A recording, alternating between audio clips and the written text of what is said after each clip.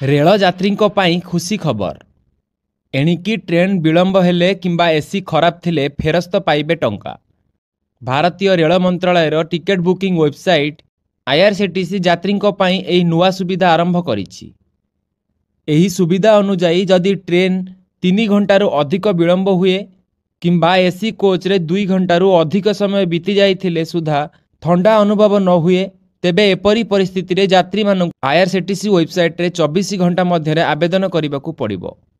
7 ରୁ 10 दिन मध्य bank account को टंका फेरस्त दिया जिवो। एही रिफंड नियम केवल कन्फर्म टिकेट पई प्रযোज्य। जदि टिकेट वेटिंग तालिका रे थिबो किंबा बातिल होइथिबो से क्षेत्र रे एही नियम प्रযোज्य हेबो नाही। ट्रेन विलंबर कारण प्राकृतिक विपर्यय होइथिले रिफंड मिलिबो नाही। एसी खराब हेबा समय रे अभियोग करिबाकू ट्रेन टीटी किंबा कर्मचारी को एक लिखित अभियोग नेबाकू पड़िबो, जाहाकू प्रमाण स्वरूप देखाइबाकू पड़िबो बोली विभिन्न जातीय गणमाध्यम रे प्रकाश पाइछि। एही भली खबर रो अपडेट पई आम सह जोड़ी होई रुहंतु। धन्यवाद।